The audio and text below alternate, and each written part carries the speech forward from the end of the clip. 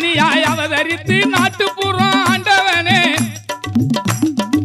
ஞானியாய் அவதரித்து நாட்டுப்புறத்தை ஆண்டவனே வானோர் கொண்டாடுகின்ற பந்தளத்து